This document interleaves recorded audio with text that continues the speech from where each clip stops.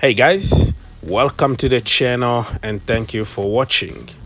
Maignan, the French goalkeeper to Chelsea Football Club, is getting serious, and according to report in Italy, Chelsea already made some contact.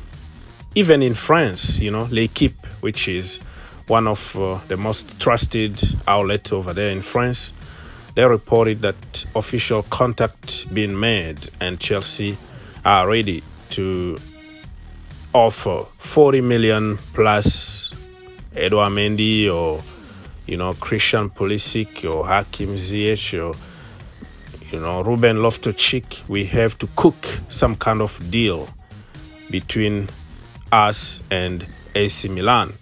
Well, all that is still paper talk because Romano hasn't confirmed it, or Sky Sport, but there is no smoke without fire. I think Chelsea are looking for a goalkeeper, and I would take Maignan anytime over Mendy, over Kepa, over Onana, over anybody. He is a proper goalkeeper. Good size. Everybody knows that size is a problem for me.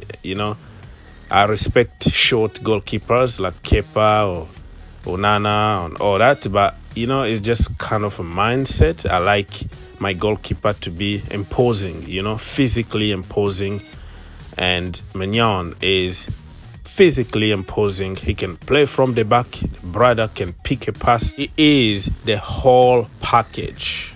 The only issue I have with this brother is he takes a lot of risks. He dribbles a lot, and that could cost him in the Premier League. Remember, Edouard Mendy tried to dribble past some people, and we know how it ended up. Chelsea actually scouted this guy when he was at Lille before we went for Edouard Mendy. But I am not going to change anything. I am not going to regret buying Mendy because Mendy is a winner. He won us the Champions League, the World Cup, the Super Cup, and we have to respect him. And a goalkeeping scout, because we hear you had a big influence on bringing Edouard Mendy to this club. Well, as a part of my job is obviously to know about players when I'm asked by the club or by the manager. So obviously, I gave my input in terms of, the search of the goalkeeper, because we wanted to add to our goalkeeping group a slightly different type of a goalkeeper. We have Kepa and we have Eli Caballero, who's been, every time we needed him, he was ready to step in. And we decided with Kepa going through a difficult moment where things were not perfectly happening for him on the pitch, we decided to add to our goalkeeping group, and then obviously we agreed to bring Edouard, and so far as obviously he's been doing great. Yeah, because Mendy can be the first Chelsea keeper to clock up 5 successive clean sheets in a decade. You probably remember the keeper who did that last time. That'll be you, of course. Yeah, I remember my start, and obviously it's been great start for me, because if I remember in the first 8 games we had 7 clean sheets, but obviously if he gets and makes it better, then I will be happy because the team will do well and we will be winning, and this is ultimately what we want. He's a big lad. I mean, he's 6'6" and he's 28 years old. How did he stay under the radar for so long? How come we picked him up now? I think I have to give credit to Christophe Lolichon, who actually spoke to me about him 3.5 years ago when Edouard started playing for Reims, because the one thing which is great about his story is obviously his year where he were, because of the fault of his agent, he was without the club. So while I was playing at Arsenal, he told me, said, watch this goalkeeper, it's a very interesting story. So I started watching him and following him. And obviously, as you watch all the other goalkeepers as well, and when I took my job, I watched about 30, 40 different goalkeepers over the past year and a half. But obviously, I kept following Edouard, and when you see his evolution and his progression every year, obviously it got me the idea of when we talked about what we want from the goalkeeper, what we would like to add to our goalkeeping group. You know, his name came to my mind, and in the end of the day, you know, the manager has a big input, the club and the scouting, everybody has his input, and we all agreed that is the goalkeeper we should get over. Well done, Peter. Well done for getting a goalkeeper, and well done for getting here as well, mate.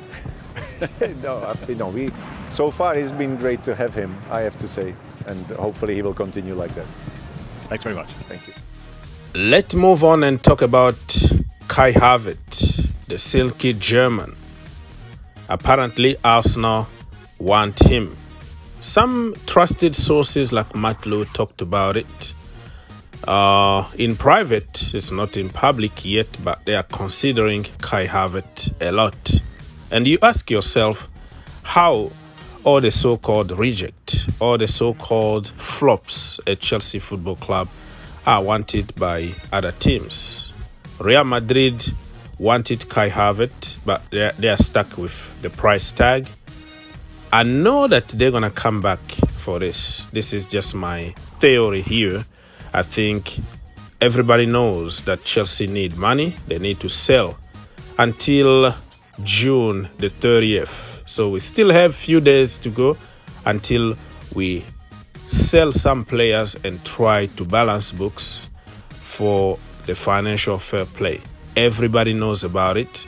They're not gonna rush anything. They can wait until the last minute, and Chelsea are gonna be obligated to give in, because otherwise they're gonna get stuck with the players that don't want to be there, and they are not gonna perform, and you're gonna have to pay them 300k a week. So there is a decision to make. Even if we have to lose money, we have to do it, because we are paying the price of our own stupidity. You know, the 300 million that we spent under Thomas Tuchel last summer was the biggest mistake that we made, because those players didn't really produce on the pitch, and they are, you know, some of them are very old, you know, like Koulibaly and Aubameyang, and nobody wanted them. Nobody is going to spend that kind of money on them, and now we have to sacrifice the players from our own academy, or the players that still have some value and who can even contribute to the team. Now we have no choice but to sell them in order to balance books. So nobody to blame but ourselves. But listen, we're gonna learn by making mistakes. You know, nothing is gonna be perfect. I know we've been making mistakes, but I think we should be fine. You know, the future is bright at Chelsea Football Club. Let's go back to Kai Havertz.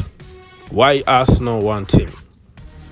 And why are we selling our players to our direct opponent, or, you know, rivals?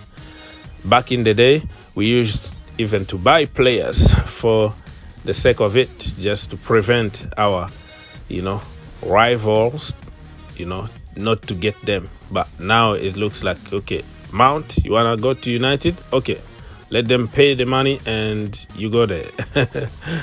Kai Havertz, you want to go to Arsenal? Go. Jorginho, go. But anyways, people, just telling you that those players are not bad players. They are good players in a bad system, in a bad team. And you will see people like Kovacic, people like, you know, even Jorginho. He did pretty good at Arsenal, even though Arsenal want to sell him as soon as possible. You will see Kai Havertz, if he goes to Arsenal, the team is already working very good, and he's gonna work good in that team, you know. Mason Mount, if he goes to Manchester United or Liverpool, we're not gonna make theories anymore, because he's gonna perform in a system and the manager that will trust him. So I'm tired of fighting for them. They don't need me to fight for them. But what I don't understand is the way we sabotage players at Chelsea Football Club without using any context. Can we just ask ourselves a question like, why always the players' fault? Why not Chelsea's fault? manager's fault? Just ask yourself that question.